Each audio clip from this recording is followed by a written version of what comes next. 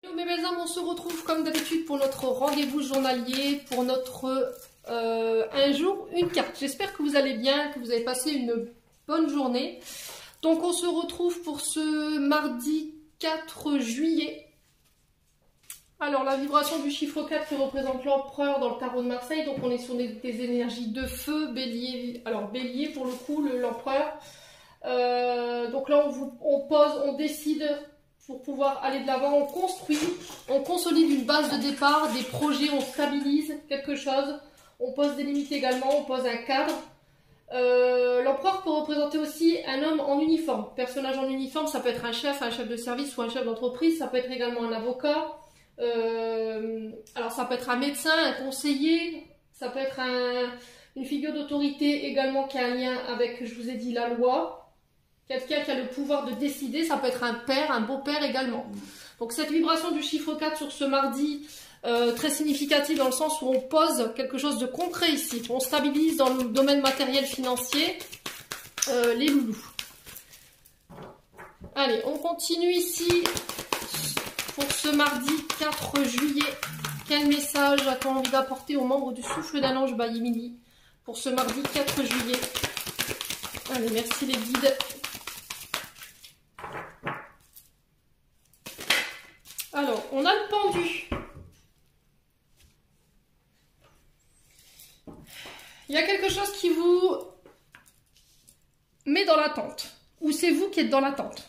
Alors, le pendu, l'attente, il y a une forme d'indécision, une forme de sacrifice qui est subi. Ou éventuellement un sacrifice qui va devoir être nécessaire entre deux choses qu'on n'arrive pas à dissocier et qui vous empêche d'aller de l'avant aujourd'hui.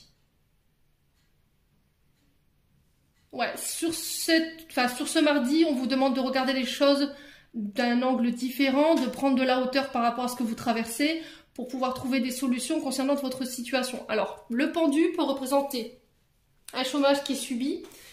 Ça peut être aussi de la fatigue, une forme pas de dépression, mais voilà, on y est presque.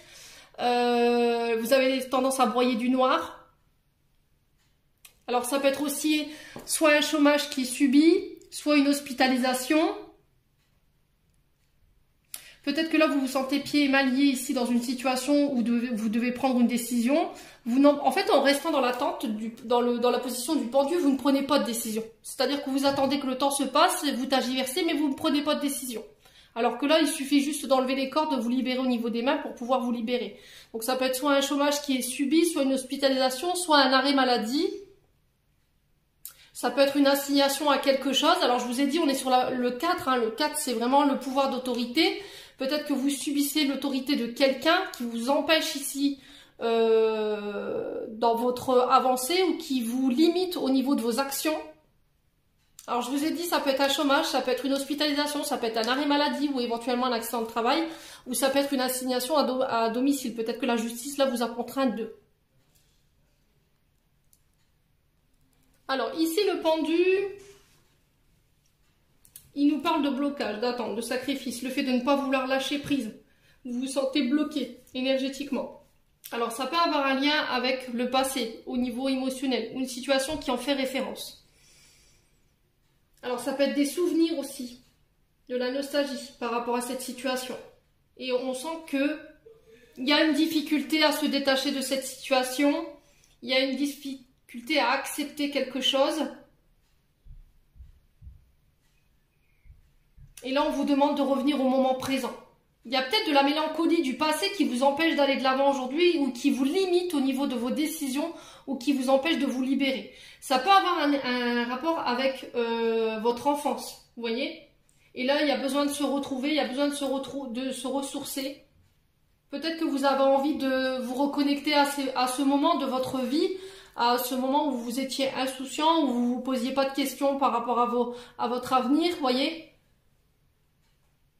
Il y a quelque chose qui a un lien avec votre enfance avec laquelle il faut vous séparer ici.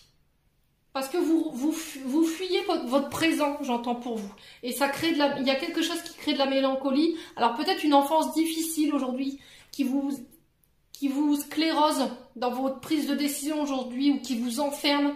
Peut-être que vous êtes dans l'attente de retrouvailles par rapport à quelqu'un du passé ou qui a un lien avec votre enfance. Ouais. Et encore une fois, ça vous empêche d'aller de l'avant, de poursuivre vos ambitions. Et là, on vous demande de ne plus reculer, de faire face à la difficulté que vous rencontrez sur le plan émotionnel, de rester déterminé pour pouvoir aller chercher un nouveau départ, de vous faire confiance par rapport à ça. Et on vous dit de vous faire confiance parce que pour moi, vous réussirez à atteindre votre but et vous réussirez à aller là où vous voulez aller. Alors, on peut me parler de déménagement ici.